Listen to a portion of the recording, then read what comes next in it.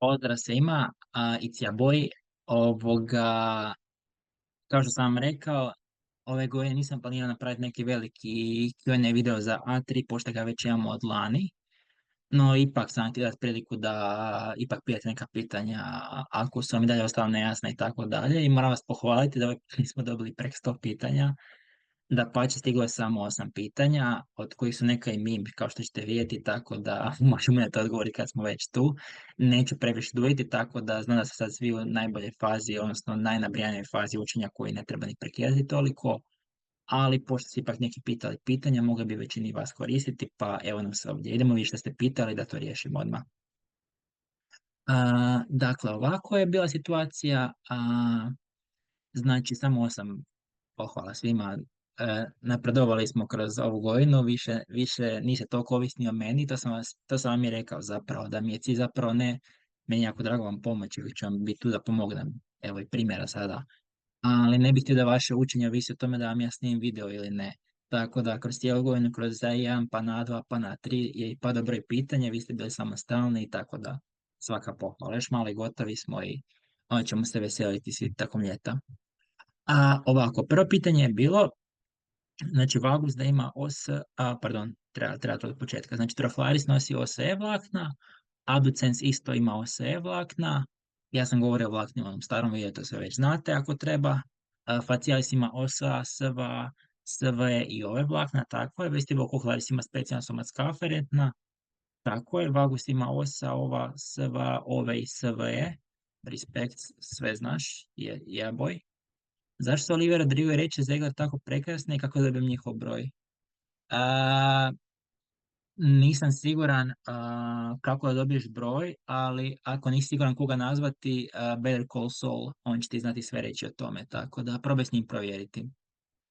Ok, svi Petanijak video zapis na LMS-u, to vam nije bilo jasno ili šta, ja mislim da ti videi super i nemojte mi mog šefa tu prozivati, najjači je ikada, to kažem bez sarkazma, znači legenda je, tako da samo trebate ga poslušati možda koji put i pokušati ispratiti njegov tok misli. Možda nekad kaže rečenicu pa je kasnije završi, ali super je to, nemojte mi, legendarno. Ako imate konkretno pitanje, napišite mail, ali svi petanek vidjeli na LMS-u su genijalni, to se slažemo.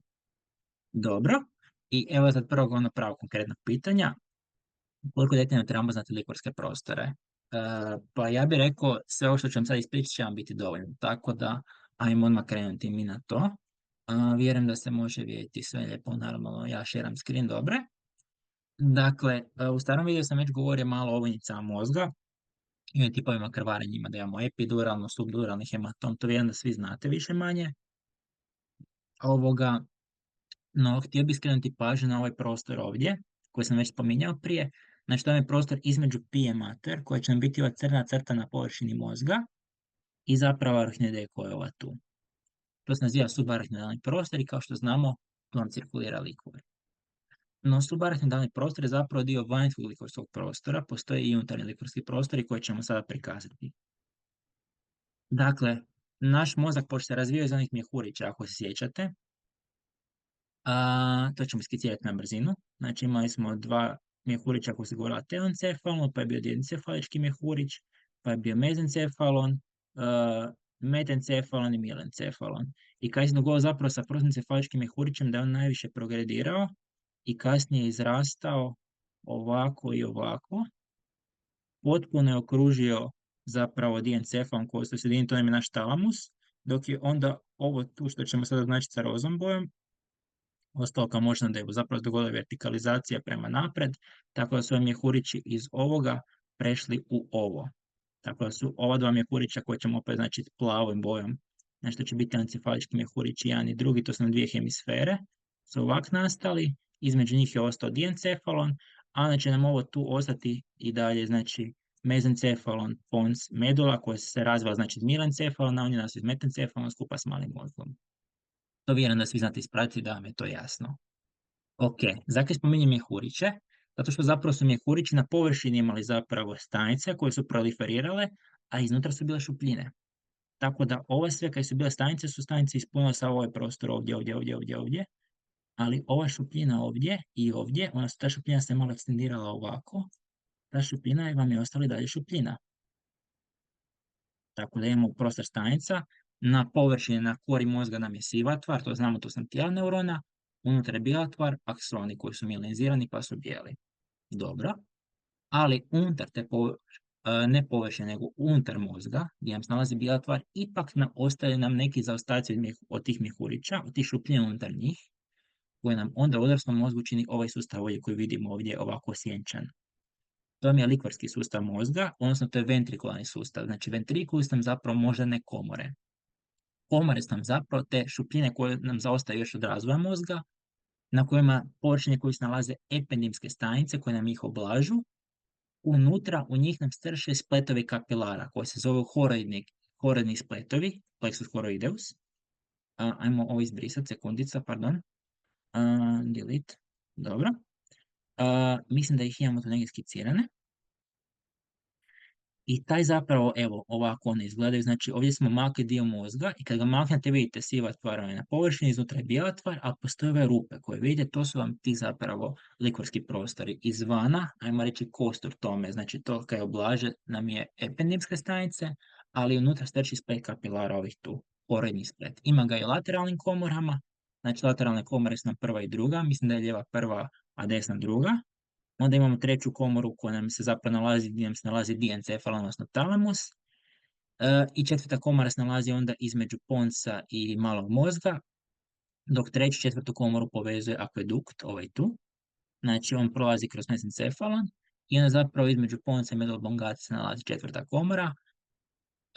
Možemo reći za četvrtu komoru da dno čini fosa romboidea koja znamo da je na dorsalnoj strani ponca i medule, a krov je onda mali mozak, ovo tu.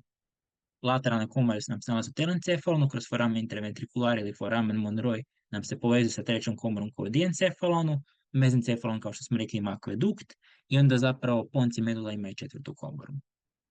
To sve nazivamo unutarnjim likvorskim prostorima i to su mjesta gdje se likvor stvara u tim komorama. Ono što se mora sad dogoditi je da nam taj likvor iz tih unutarnjih prostora ode u vanjske. Ako se malo sjetimo i podsjetimo kada smo pričali, vanjskim likvorskim prostorima odgovara subarachnoidalni prostor. Znači moramo doći iz ovoga unutar mozga u ovo tu kaj vam ide između ovojnica i ovako cirkulira uokolo mozga, to je subarachnoidalni prostor gdje vam likvor cirkulira. Poveznica između tih unutarnjih i vanjskih likvorskih prostora će biti upravo iz četvrte moždane komore. Postoje nam 3 otvora, 2 lateralne i jedna stražnja medijana. Apertura medijana ili apertura magna, znači tako se naziva, apertura medijana ili magna, znači da vam ide prema straga, odlazi u ovaj prostor između cerebeluma i medula oblongate. Kada imamo u subarachnoidalnom prostoru malo proširenje, znači obična ampija ide uvijek uz površinu, arachnoidea ide malo vanje. Ali ako imate neki kao, ajmo reći, veliki zavoj, pa ampija ide ovako, usko, arachnoidea pređe, znači dobimo neko proširenje u subarachnoidalnom prostoru, to se naziva cisterna. I pazite, ovdje će pija ići uz mali mozak, uz medulu, dok će arachnoidea samo ovako preći, pa ćemo dobiti ovo tu proširenje ovdje. To se naziva cisterna cerebellum medularis. Znači između cerebeluma i medule, cerebellum medularis ili ti cisterna magna.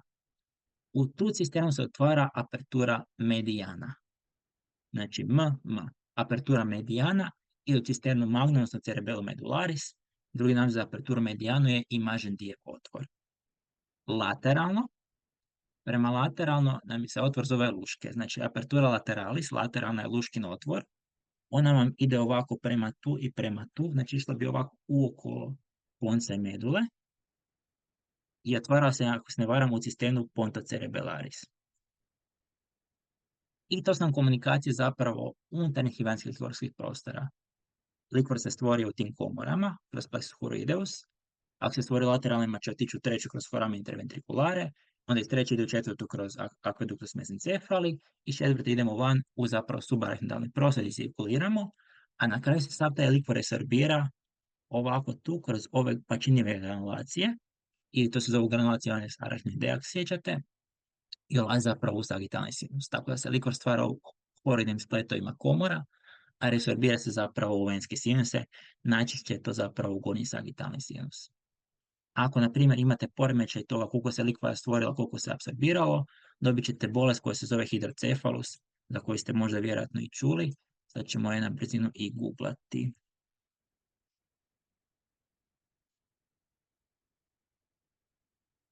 Ne znam kad se piše i kad y, moja sramota, nema veze. Evo ga, ovako nešto, nažalost, se kod djece događa.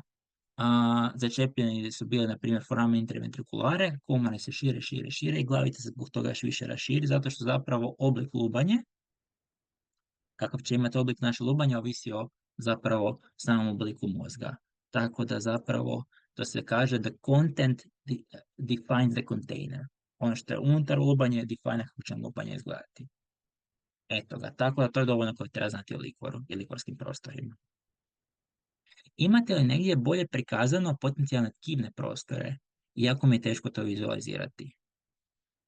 Ja nisam držao taj seminar, to vam je bio zadnji seminar zapravo koji ste imali, ja mislim ove godine fitting, ne? Da ovakva zvijer bude tu. Tako da samo treba otići, samo malo sad me zeza ovoga, ovaj toolbar gore. Treba otići ovdje, znači na to je seminar 9, potencijalni tkivni prostori, i otvorite si ovaj dodatni nastavni materijal. Kad njega otvorite, vam se zapravo pokazuju kako izgledaju ti prostori najbolje na ovim nekim skemicama. Znači, općenito kao potencijalni prostor, to nije sad nešto što vidite, tipa fossa infratemporalis, pogledaš lijepo vidiš što postoji između procesa pterygoideusa, ramusa mandibula, ima neki prostor jasno definiran. Ovi prostori obično nisu jasno definirani, često vam budu ovako maleni, označeni tek na stanu kad se dogodi neka upala, pa vam se izluči puno tekućine, upalnih stanica, proces neki gnojni i vam se to raširi. I zapravo nemate neki prostor koji ne biste trebali imati, vam se upali i poveća. I to vam onda izgleda tipa, baš ima na ovom i slikica toga. Evo, tu ne bi trebalo imati prostor, ali se tu nešto upalilo. Tu ne bi trebalo imati ništa kod masetera, ali se maseter odigao, jer se neka upala dogodila i tako dalje, i tako dalje. Tako da to vam je to što se tiče toga. E sada, ono što vam je najključnije od svega toga je anatomska podloga kako odemo iz nekog prostora negdje drugdje. Nemate znati ko stomatolozi detaljno koji zub gdje šta kako. Ono što je bitno je da znamo kako se mogu širiti infekcije dalje. Na primjer, tu imate na ovoj schemici ovdje kako zapravo možemo ući iz ovog tonzilarnog prostora u parafaringealni prostor, što pak može ući medijastinom. I koja onda opasnost dalje širenja upale. Tako da ono što se od vas očekuje zapravo već kad ste pred kraj učenja, nemojte se sad zaustaviti, ovo nisam prošao, moram sad. Ako si sve dugo prošao, ako razumiješ dobro i ovojnice vrata, i znači fossa infratemporalis, pterigopalatina, usnu šupljinu i to, ovo će vam biti integracijski zapravo seminar za kraj, da si ponovite, aha, ako mi je absces ovdje otišao tu submandibularno, gdje mogu dalje ići? Pa onda znaš, aha, idem onda možda u trigonum karotikum, aha, ili možda idem, ako idem medijalno ili gore, hoću ići u usnu šupljinu, hoću ići infratemporalno, da se to možete malo ponoviti. To je poanta tog seminara. Imate dosta snimljenih videa o tome, tako da se to svakako pogledajte kad ste spremni, ali ne odmah sad za prvu stvar. Znači, to vam je za kraj po meni najbolje učiti. Kada nervi palatini postaju nervus palatinus major, dakle, naziv nervi palatini općenito se odnosi na palatinus major i palatini minores. Znači, kad kažemo nervi palatini odjednom, mislimo i na njega i na njih male. I nervus palatinus major i nervi palatini minores nastaju zasebno. Ne postoji neki nervus palatinus koji se onda razdvoji ovaj i ovaj. Znači, od početka nam je iz ganglija otišao nervus palatinus major, nervi palatini minores. Oni su ušli u kanalis palatinus major, i onda zapravo će nam se nerv, sad ćemo to pokazati, kanalis, zaboravio sam sliku za otvoriti, evo ga. Znači, kanalis palatinus major nam je zapravo sadrži i jedne i druge. Evo ga, znači to nam je fossa pterigopalatina, a otvorit ćemo sliku da se ljepše vidi. Znači, ovdje nam je fossa pterigopalatina, palatinus major će nam ići prema ovdje, otvorit će se više prema napred, dok će se palatini minores otvoriti na foramina palatina minora. Dakle, i jedni i drugi ulaze u kanalis palatinus major, samo što nervus palatinus major se otvara više prema napred i kasnije će anastomozirati sa nazopalatinusom za tvrdonepse, dok će se ovdje otvarati više prema straga će biti njihovi otvori, znači iz kanalisa palatinusa majora otvaramo se u foramina palatina minora, da te nerve palatine minores. I nervirat ćemo mekonepse. To vam je to. Dobro. Kakve su one skripte za usmene prošle godine? Skripta Bljak, ne volim skripte, koji sam sad ja hejter, ispadam ko neke nisam koristio. Gle, jesam, ali neke predmete je dobro učiti po skripti, neke nije. Znam kada vam je stiska, kad nema vremena, da je lakše otvoriti skriptu pa biti na sigurnom ili tako dalje. Tipa ja kad sam koristio skripte tipa za kemiju, su bile neka specifična pitanja koje nisi znao kako odgovoriti, pa vidiš vidjeti kaj neko drugi izvadi za to. Ali općenito skriptevi vam mogu biti samo za ponavljanje, ali ako nemate bazično znanje i oslanjate se na skriptu, kad vam se malo zapikne ono dublje oko toga, nećeš dobro provesti. Tako da nemam mišljenja o skriptama, pogotovo nisam učio za lani iz skripta za usmeni, tako da ne znam, to ćete morati pitati druge kolege. Ali ja sam načelno protiv skripta.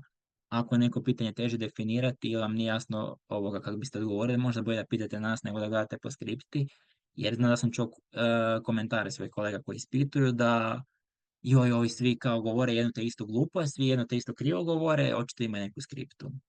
Tako da to vam je naša strana priče. Znam da je vaša strana priče kako ću stići, kako ću ovo ono, ali da znate kako katedra na to gleda. Ok. Koga Arsenal kupuje na ljetu, da li osvaja ligu? Tu je Benjamin Šeško, ako niste čuli, dolazi jedan novi mladi Slovenac koji će rasturati sve rekorde zabijanja golova.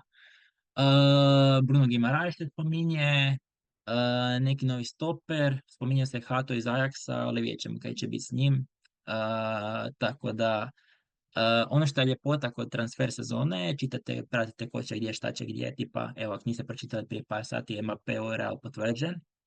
Ljepota koja je snala je kad zapravo svi šute i često se daju krive informacije novinarima da se zavaraju, ajmo reći, supadnici i to. I na kraju vam iz vedra neba pukne grom i čujete, aha, onda, wow, nice. Tako da zapravo sva imena koja se vrte obično čak nisu uvijek točna, nego zapravo će se pravi targeti čuvati do dan, dva prije neka se objavi. I to je ljepota transfer roka. Čekamo euro, ali uživamo i transferima. Ajmo dalje na anatomiju, ne želim si ovdje slušati o tome. Nerus opticus i nerus factoris kako nastaju.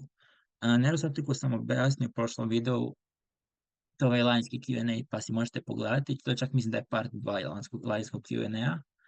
A olfaktoriju sam se pripremio, evo ga, otvorit ćemo ga sad samo malo da si nađem svoj ovoga dob.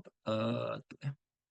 Ok, dakle, i nerus opticus i nerus olfaktorius ne smatramo pravim kranijalnim živcima, jer oni nemaju svoje jezgre lijepo u moždnom deblu, pa da iz njih izlaze vlakna koja čine živac.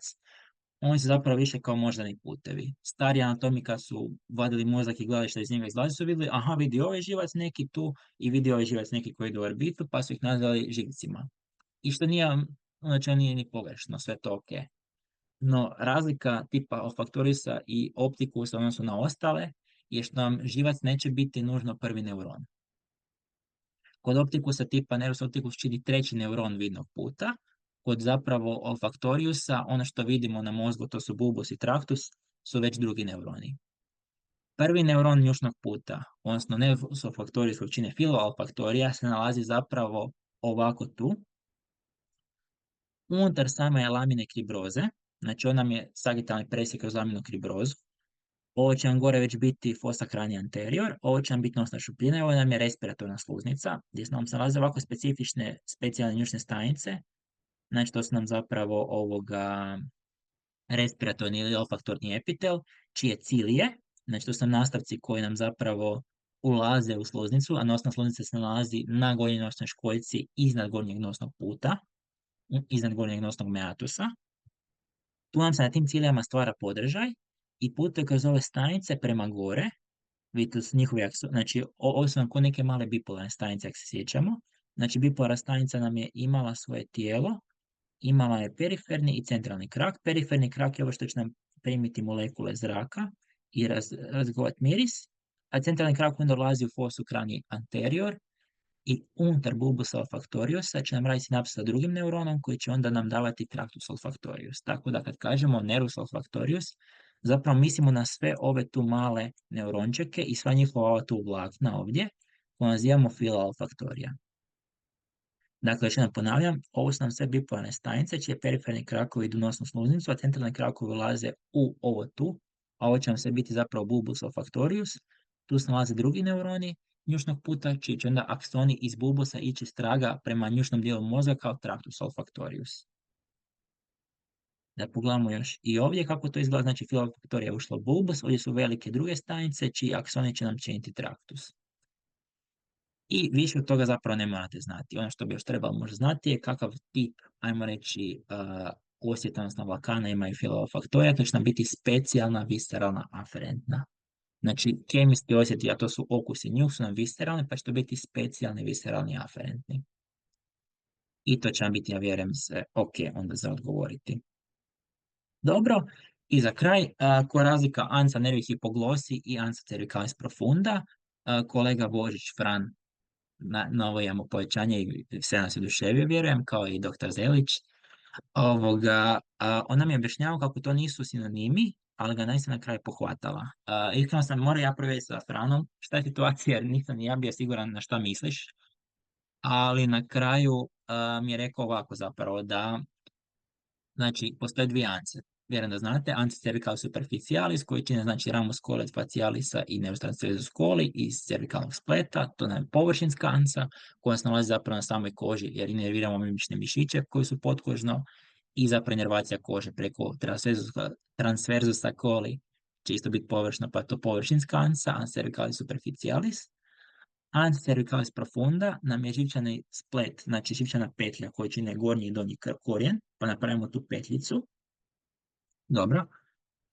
Koja nam se nalazi dublje, oko pretrahealne fascije, odnosno nalazi se oko infrahioidnih mišića, znači nervira skoro pa sve od njih.